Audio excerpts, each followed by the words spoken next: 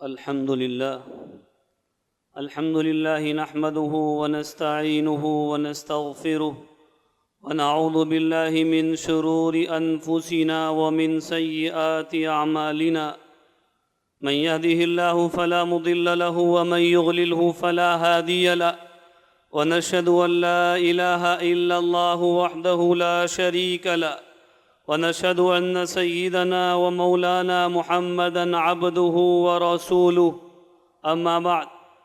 فأعوذ بالله من الشيطان الرجيم إن الذين يحبون أن تشيع الفاحشة في الذين آمنوا لهم عذاب أليم في الدنيا والآخرة والله يعلم وأنتم لا تعلمون قال النبي صلى الله عليه وسلم الحياء شعبة من الإيمان أو كما قال عليه الصلاة والسلام۔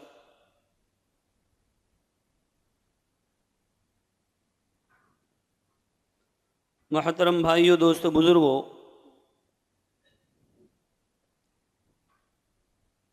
اللہ تبارک و تعالیٰ نے انسان کو دنیا میں دو چیزوں کا اختیار دیا، اسی لیے اللہ نے دنیا کو دار الامتحان بنایا کہ جو انسان چاہے تو گناہ کرے، چاہے تو نیکی کرے، اور جو جیسا کرے گا ویسا آخرت میں پائے گا۔ جو نیکی کرے گا وہ جنت پائے گا، جو برائی کرے گا وہ دوزخ پائے گا۔ یہ اللہ تبارک و تعالیٰ کا اصول ہے،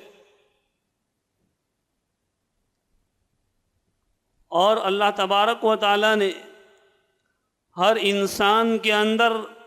بے حیائی اور حیا اور شرم کا مادہ بھی رکھا ہے، جو انسان کو کامیابی اور ناکامی کی طرف لے جاتا ہے۔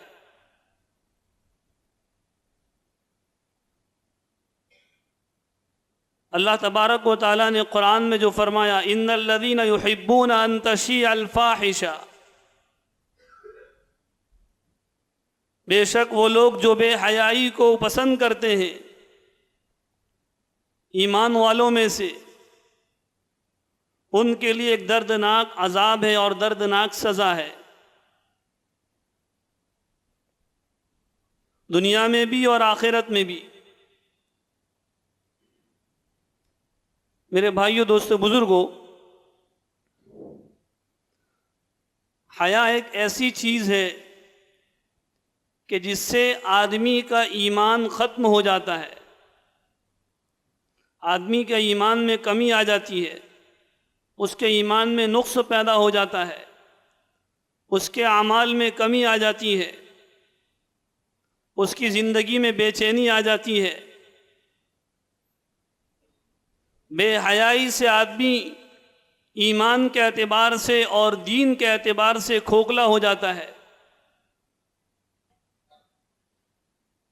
اور حیا داری کی وجہ سے، حیا اور شرم کی وجہ سے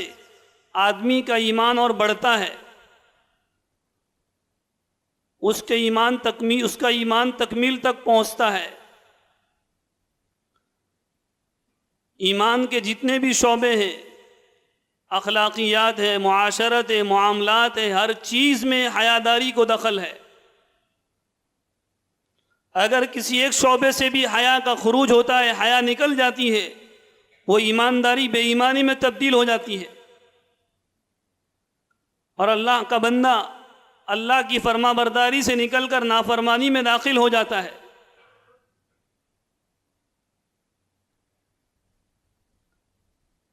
آج دنیا کے ماحول میں جو بے حیائی عام ہوتی جا رہی ہے، اور اس بے حیائی کے عام ہونے کی وجہ سے ایک مومن کا ایمان کمزور ہوتا جا رہا ہے،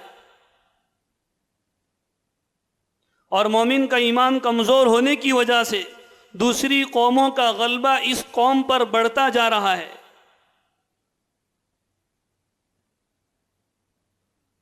اللہ کے نبی صلی اللہ علیہ وسلم نے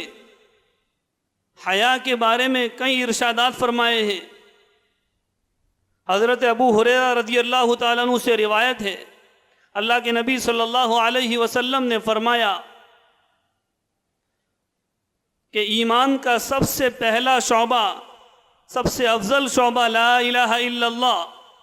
سب سے آخری شعبہ راستے سے تکلیف دہ چیز کو ہٹانا، اور اس کے بعد اللہ کے نبی صلی اللہ علیہ وسلم فرماتے ہیں کہ حیا بھی ایمان کا ایک شعبہ اور ایک جزو ہے۔ تو بات تھوڑی سی ہے، بات چھوٹی سی ہے، لیکن بہت معنی اور مطلب رکھتی ہے۔ آدمی اپنی زندگی کے ہر شعبے میں اس حیا کے لفظ کو شامل کر کے دیکھ لے اور اپنی زندگی کا جائزہ کر کے دیکھ لے، اپنی زندگی کا جائزہ لے لے، تو وہ اس نتیجے پر پہنچے گا کہ میری زندگی کے اندر حیا نہیں ہے۔ حیا کا مطلب کیا ہے؟ علامہ راغب اصفہانی رحمۃ اللہ علیہ فرماتے ہیں کہ حیا وہ چیز ہے کہ آدمی اگر کسی برے کام کو کرتا ہے تو اس سے دل میں، نفس میں تنگی محسوس ہوتی ہے۔ اور علامہ ابن حجر عسقلانی رحمۃ اللہ علیہ فرماتے ہیں کہ حیا جس آدمی کے اندر ہے وہ یہ دیکھ لے کہ اگر برائی کا ارادہ نہیں ہوتا ہے اور نیک کام کا جذبہ زیادہ ہوتا ہے تو وہ سمجھ لے میرے اندر حیا ہے۔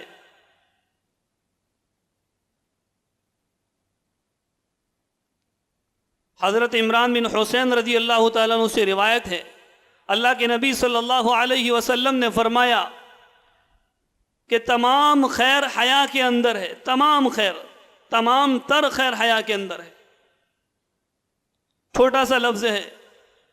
لیکن آدمی غور کرے تو وہ اپنے نتیجے پر پہنچ سکتا ہے۔ اسی طرح ایک اور روایت میں ابو مسعود رضی اللہ تعالیٰ عنہ راوی ہیں، وہ فرماتے ہیں کہ اللہ کے نبی صلی اللہ علیہ وسلم نے فرمایا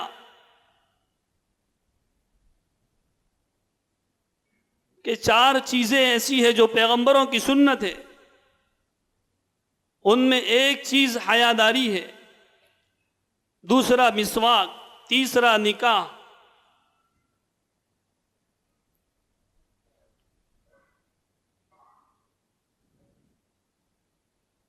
حضرت عبداللہ ابن عمر رضی اللہ تعالیٰ عنہ روایت کرتے ہیں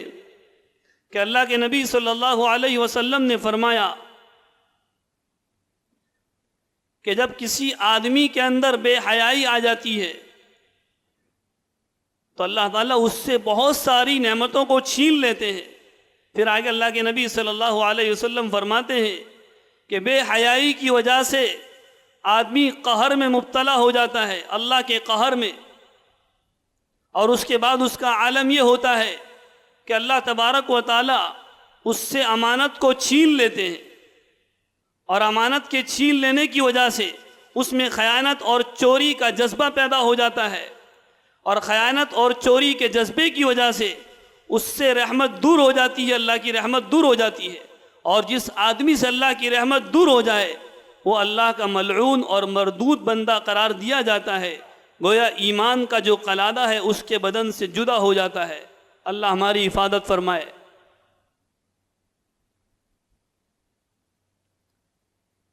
ایک موقع پر اللہ کے نبی صلی اللہ علیہ وسلم نے صحابہ سے مخاطب ہوتے ہوئے فرمایا کہ تم اللہ سے شرم کرو جیسا اللہ سے شرم و حیا کرنے کا حق ہے۔ تو صحابہ نے عرض کیا کہ ہم تو اللہ سے شرم و حیا کرتے ہیں اور اللہ کی نعمتوں کا شکر بھی ادا کرتے ہیں۔ اللہ کے نبی صلی اللہ علیہ وسلم نے فرمایا کہ تم نے حیا کا یہ مطلب غلط سمجھا ہے، یعنی اللہ سے شرم اور حیا کا حق اس وقت ادا ہوگا جب تمہارا سر اور سر کے اندر جتنی بھی چیزیں ہیں اس کی تم حفاظت کر لو، تمہارا پیٹ اور پیٹ کے اندر جتنی چیزیں ہیں تم اس کی حفاظت کر لو، اور تم موت کو یاد کرو اور گلنے والی اور سڑنے والی جگہ کو یاد کرو، یعنی قبر کی زندگی کو یاد کرو، تب جا کر حقیقت میں کہا جائے گا کہ تم نے اللہ سے شرم و حیا کا حق ادا کیا ہے۔ میرے بھائیو، دوستو، بزرگوں، یہ جو روایت میں نے آپ کے سامنے عرض کی ہے اس میں 2-3 باتوں پر ہمیں غور کرنا ہے اور اس کی طرف ہمیں توجہ دینا ہے اور اپنی زندگی کا جائزہ لینا ہے۔ کہ اللہ کے نبی صلی اللہ علیہ وسلم نے فرمایا کہ سر اور اس کے اندر، یعنی آدمی کا جو سر ہے پورا چہرہ، اس میں آنکھ بھی ہے، اس میں زبان بھی ہے، اس میں کان بھی ہے، یہ سارے اعضاء ایسے ہیں جس سے انسان اکثر و بیشتر گناہ کرتا رہتا ہے، نیکیاں بھی کرتا ہے، گناہ بھی کرتا ہے، لیکن گناہ ہونے کا خدشہ اور خطرہ زیادہ رہتا ہے۔ اور یہ اعضاء ایسے ہیں، آنکھ ہے، کان ہے، یہ اعضاء ایسے ہیں کہ جس سے آدمی ایسے گناہ کرتا ہے کہ جو گناہ اس کو جہنم میں لے جانے والے ہوتے ہیں۔ تو آدمی اگر اپنے سر اور سر کے اندر جو تمام چیزیں ہیں اس کی حفاظت کر لے گا تو گویا وہ اپنے ایمان کی حفاظت کر رہا ہے، وہ اللہ سے شرم کر رہا ہے۔ اسی لیے کسی علامہ نے لکھا ہے کہ ایک تو اللہ سے شرم، اور ایک لوگوں سے شرم کرنا، اور ایک اپنے آپ سے شرم و حیا۔ اللہ سے شرم کا مطلب کیا ہے؟ کہ آدمی کو اللہ کی قدرت پر، اللہ کی طاقت پر پورا یقین آ جائے اور وہ اللہ کی فرما برداری کرنے والا بن جائے، تب جا کر کہا جائے گا کہ اس نے اللہ سے شرم کی ہے۔ لوگوں سے شرم کا مطلب کیا ہے؟ لوگوں سے شرم کا مطلب یہ ہے کہ وہ لوگوں پر ظلم نہ کرے اور معمولی سی باتوں پر لوگوں سے بد فعلی کے ساتھ پیش نہ آئے، اور بد کرداری کے ساتھ، بد کلامی کے ساتھ پیش نہ آئے۔ اس کی بہت ساری مثالیں ہو سکتی ہیں دنیا کے اندر، الگ الگ شعبوں میں اگر دیکھا جائے۔ مثال کے طور پر ایک آدمی تجارت کر رہا ہے، اپنی دکان پر وہ گاہک اس کا آیا ہوا ہے، اب وہ اپنے گاہک کو چیز غلط دے رہا ہے، اپنے گاہک کو چیز غلط دے رہا ہے، گویا وہ اپنے گاہک کے ساتھ ظلم کر رہا ہے۔ اور وہ گاہک اگر اپنے گھر جا کر اس چیز کو دیکھے گا اور اس چیز کو، اس بات کو وہ تاجر آدمی بھی جانتا ہے کہ میں یہ غلط کر رہا ہوں، تو گویا اس کو یہ بات معلوم ہے کہ یہ آدمی جو میرا پرانا گاہک ہے، میں اس کو غلط چیز دے رہا ہوں، اگر وہ گھر جا کر چیز کو دیکھے گا، غلط سمجھے گا تو وہ کیا سوچے گا، یہ سب باتیں جانتا ہے، پھر بھی وہ اس کو غلط چیز دے رہا ہے، مطلب اس کی زندگی سے حیا نکل گئی ہے۔ جیسا میں نے پہلے حیا کی تعریف کی، جیسا کہ علامہ راغب اصفہانی نے فرمایا کہ حیا وہ چیز ہے کہ جس سے کہ آدمی کوئی برا کام کرے تو اس سے نفس میں تنگی پیدا ہو، اور اس کے برخلاف معاملہ ہے، تنگی پیدا نہیں ہو رہی ہے تو بے حیائی ہے۔ اور آپ اس بات کو بھی سمجھ لیں کہ حیاداری کی وجہ سے بہت سارے فتنے ختم ہو جاتے ہیں۔ حیا کی وجہ سے آدمی کی زندگی سے فیشن پرستی ختم ہو جاتی ہے۔ جس آدمی کے اندر، جس مرد کے اندر، جس عورت کے اندر فیشن پرستی ہے تو وہ بے حیا ہے۔ اس لیے کہ آج کے ماحول میں دنیا کی رنگینیوں میں آدمی رنگ کر اتنا رنگ جاتا ہے کہ وہ اپنے ایمان کو بھول جاتا ہے، اپنے دین کو بھول جاتا ہے، اور فیشن پرستی میں مبتلا ہو جاتا ہے۔ فیشن پرستی کا مطلب کیا ہے؟ کہ آدمی کسی بالی ووڈ کو دیکھ کر، کسی ہیرو کو اور کسی ہیروئن کی چیز کو دیکھ کر، یا اس کے لباس کو دیکھ کر، اس کے چہرے کو دیکھ کر اس کے جیسا اپنے آپ کو بنائے۔ کل قیامت کے دن جب حساب کتاب ہوگا اور میدان حشر میں اس کو اللہ کے سامنے بلایا جائے گا، ایسے چہروں سے اللہ کو خود شرم آئے گی کہ جس چہرے کو وہ اپنے چہرے کو ایک ہیرو کے چہرے کے برابر کر رہا تھا، آج دنیا میں کیا ہو رہا ہے؟ آدمی اپنے چہرے پر داڑھی نہیں رکھ رہا ہے، آدمی اپنے سر کے بالوں کو انگریزوں کے بال کی طرح رکھ رہا ہے، اور وہ بھی ایک ہیرو کے بال کی طرح، جو فیشن وہ ٹی وی میں دیکھتا ہے اس کی طرح وہ فیشن رکھ رہا ہے۔ گویا اس کے زندگی کے اندر فیشن پرستی ہے، یہاں تک کہ لڑکیوں کے اندر بھی لباس میں فیشن پرستی آ گئی ہے۔ اللہ ہماری امت کی نسلوں کی حفاظت فرمائے۔ یہ بہت بڑا فتنہ ہے فیشن پرستی کا، اور اگر انہیں کہا جائے کہ آپ ایسا کیوں کرتے ہیں تو کہ زمانہ ایسا ہی ہے، ماڈرن زمانہ ہے۔ زمانہ ماڈرن نہیں ہے، تم ماڈرن ہو گئے ہو اور تم نے زمانے کو ماڈرن بنا دیا ہے۔ زمانہ تو وہی ہے جو آج سے 1400 سال پہلے زمانہ تھا، اور زمانہ وہی ہے جب اللہ تبارک و تعالیٰ نے حضرت آدم علیہ السلام کو دنیا میں بھیجا تھا۔ زمانہ وہی ہے، انسان بدل گیا ہے، لیکن آدمی کی سوچ غلط ہو چکی ہے، اس لیے کہ اس کے سامنے دنیا ہے، اس کے سامنے دین نہیں ہے۔ بل تؤثرون الحیات الدنیا والآخرۃ خیر وابقی، بلکہ تم دنیا کی زندگی کو آگے رکھتے ہو اور آخرت کو پیچھے رکھتے ہو، حالانکہ اللہ کا اصول ہے اور معاملہ یہ ہے کہ دنیا کی زندگی محدود ہے، متاع قلیل ہے، اور آخرت کی زندگی لامحدود ہے، ہمیشہ رہنے والی ہے اور اس کی کوئی حد ہی نہیں ہے۔ پھر بھی آدمی کی عقل ماری گئی ہے کہ وہ دنیا کی فیشن پرستی میں مبتلا ہو گیا ہے، کوئی اپنے باپ کی وجہ سے، کوئی اپنے بیٹے کی وجہ سے، کوئی اپنی بہن کی وجہ سے، کوئی اپنے کاروبار کے لوگوں کی وجہ سے، کوئی اپنے آفس کے اسٹاف کی وجہ سے فیشن میں مبتلا ہے، دنیا داروں کی وجہ سے مبتلا ہے۔ اگر وہی مسلمان جو 5 وقت کی نماز پڑھنے والا ہے، اللہ نے اس کو نماز کی توفیق دی ہے، روزے کی توفیق دی ہے، زکوٰۃ کی توفیق دی ہے، اگر وہ اس بات کو سوچ لے کہ میرا اللہ مجھے دیکھ رہا ہے، تو قسم خدائے پاک کی وہ دنیا کے کسی بھی کونے میں ہوگا، اپنے آپ کو بغیر فیشن کے رکھے گا۔ ایک عورت کو اللہ تبارک و تعالیٰ نے اور شریعت مطہرہ نے اپنے شوہر کے علاوہ کسی اور کے سامنے فیشن پرست ہو کر جانے کی اجازت نہیں دی ہے، لیکن آج ماحول الٹا ہے، عورت گھر میں ایسے ہی آلودگی کے ساتھ اور پھٹے پرانے کپڑوں کے ساتھ اور غبار آلود چہرے کے ساتھ اور ایسے ہی بغیر بناؤ سنگار کے شوہر کے سامنے رہتی ہے، اور باہر جاتی ہے بغیر پردے کے بناؤ سنگار کے ساتھ جاتی ہے۔ حالانکہ اللہ نے قرآن میں فرمایا وَقَرْنَ فِي بُيُوتِكُنَّ وَلَا تَبَرَّجْنَ تَبَرُّجَ الْجَاهِلِيَّةِ الْأُولَى، پہلے اللہ نے کہا کہ اپنے گھروں میں رہو، اپنے گھروں میں اپنی حفاظت کرو، بعد میں اللہ نے نماز کا حکم دیا، بعد میں اللہ نے زکوٰۃ کا حکم دیا، اور اس بات کو بھی سمجھا جائے کہ اللہ تبارک و تعالیٰ نے بہت سے احکام کے اندر اللہ تبارک و تعالیٰ نے عورت کو مردوں کے ساتھ جوڑ دیا ہے، لیکن کچھ باتیں ایسی ہوئے کہ اللہ تبارک و تعالیٰ نے ان باتوں کو خاص طور پر عورت کو مخاطب کر کے کہا ہے۔ تو اس سے معلوم ہوتا ہے کہ اللہ تبارک و تعالیٰ کے نزدیک حیا کتنی زیادہ پسندیدہ چیز ہے۔ میرے بھائیو، دوستو، بزرگوں،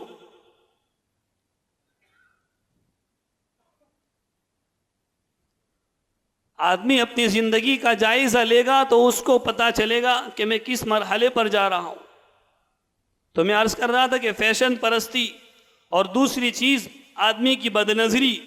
یہ اس کو بے حیائی کی طرف لے جاتی ہے۔ خود اللہ نے قرآن میں فرمایا قُل لِّلْمُؤْمِنِينَ يَغُضُّوا مِنْ أَبْصَارِهِمْ وَيَحْفَظُوا فُرُوجَهُمْ،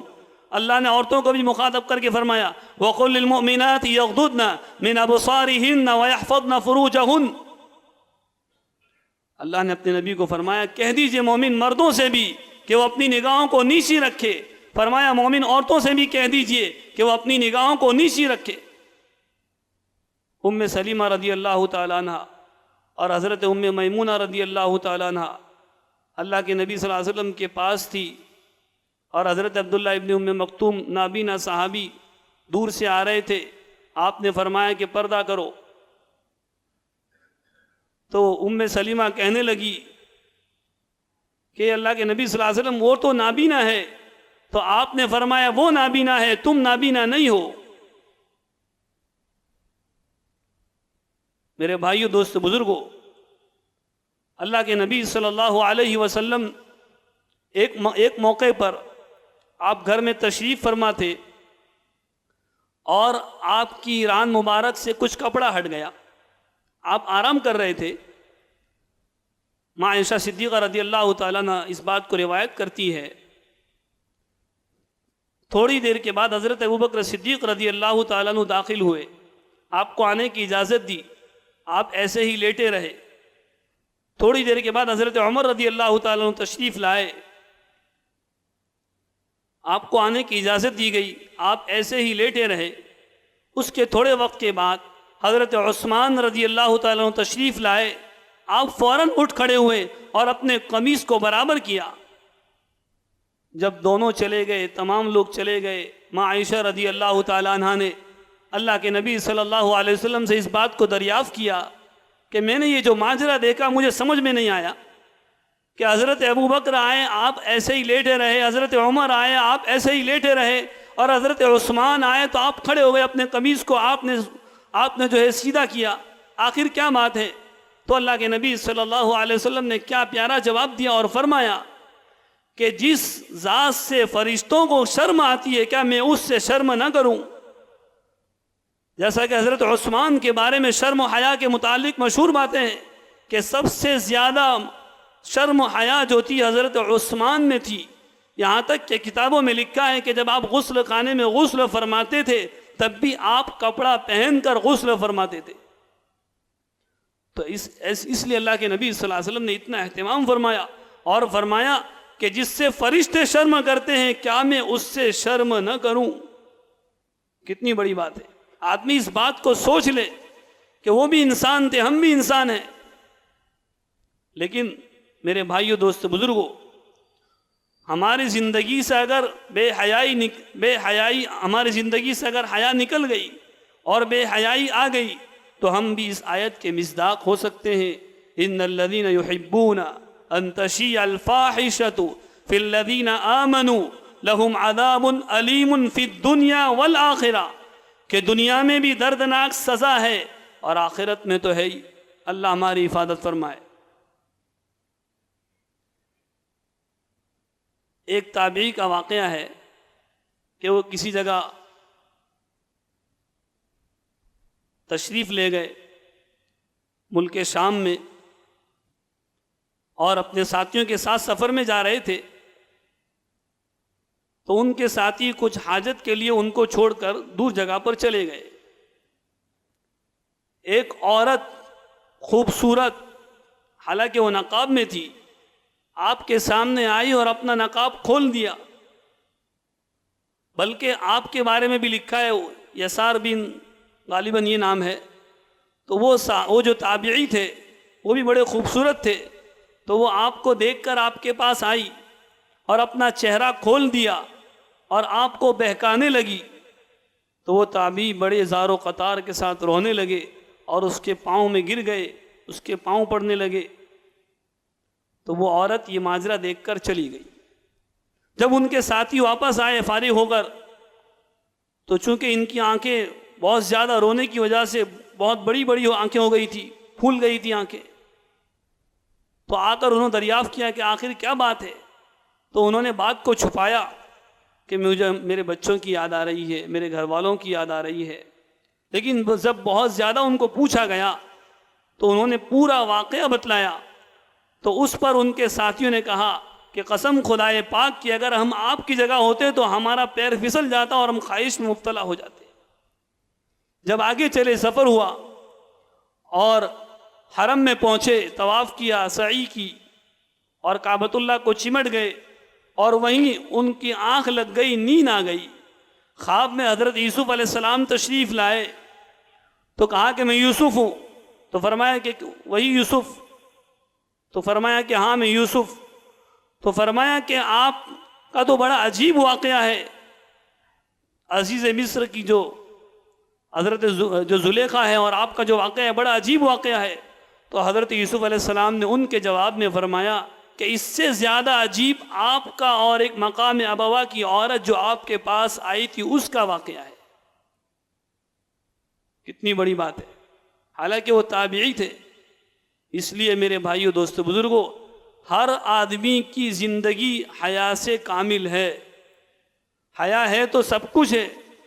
ایک آدمی کے اندر حیا ہے تو سب کچھ ہے، اگر حیا نہیں ہے تو کچھ بھی نہیں ہے۔ جیسا کہ میں نے مثالیں دی، اور ایک فیشن پرستی ہے، ایک بد نظری ہے، اور ایک چیز حرام مال ہے۔ حرام مال سے بھی آدمی کی زندگی سے حیا نکل جاتی ہے اور بے حیائی داخل ہو جاتی ہے۔ جیسا کہ میں نے مثال عرض کی کہ آدمی کی زندگی سے حیا نکل گئی، اس بات کی علامت ہے کہ وہ اپنی تجارت کے اندر حرام مال کو داخل کر رہا ہے، سود کو داخل کر رہا ہے، بیاج کو داخل کر رہا ہے، حالانکہ اس کو معلوم ہے کہ شریعت کیا کہہ رہی ہے۔ میں مسلمان ہوں، میرا نام عبداللہ ہے، میرا نام اسماعیل ہے، میرا نام ابراہیم ہے، پھر بھی میں حرام کا پیسہ کھا رہا ہوں، لے رہا ہوں، رشوت دے رہا ہوں، رشوت لے رہا ہوں، مطلب یہ ہے کہ میری زندگی سے حیا نکل گئی کہ میں اللہ کے سامنے حاضر ہو کر کیا جواب دوں گا، میں میرے نبی کو کل اپنا چہرہ کیسے بتاؤں گا۔ اور ایک آخری بات، بے پردگی کی وجہ سے بھی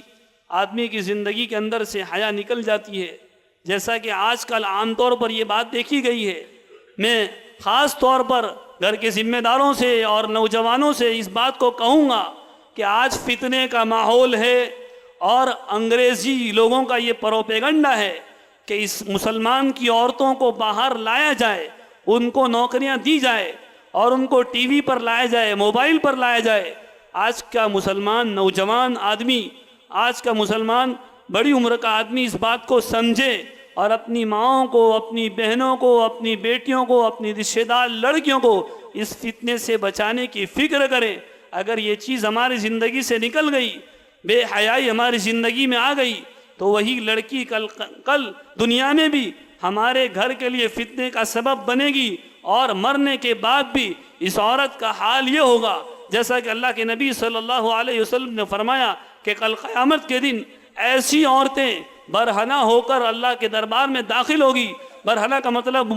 محدثین نے لکھا ہے کہ یا تو وہ تنگ کپڑے میں ہوگی، یا تو کپڑا ادھورا ہوگا، یا تو پھر کپڑا باریک ہوگا۔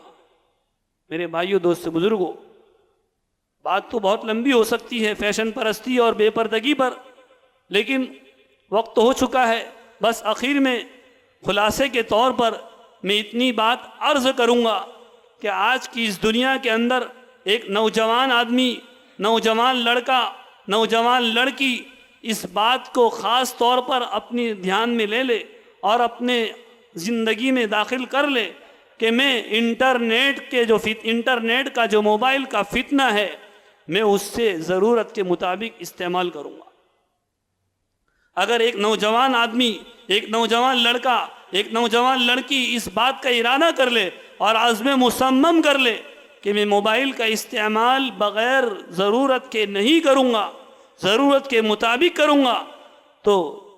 ایسے ہی یہ فتنہ خود بخود ختم ہو جائے گا، اور بے حیائی ختم ہو جائے گی، اور حیاداری ہر گھر میں داخل ہو جائے گی۔ جب حیا داخل ہو گئی، ایمان داخل ہو گیا، ایمان داخل ہو گیا، اعمال آ گئے، اعمال آ گئے تو سب کچھ آ گیا۔ بس اللہ تعالیٰ مجھے بھی، آپ کو بھی، ہر ایک کو اپنی زندگی میں حیا پیدا کرنے کی توفیق عطا فرمائے، اور ہر ایک مسلمان کی، ہر امتی کی بے حیائی سے اللہ تعالیٰ حفاظت فرمائے۔ آمین۔ وآخر دعوانا ان الحمد للہ رب العالمین۔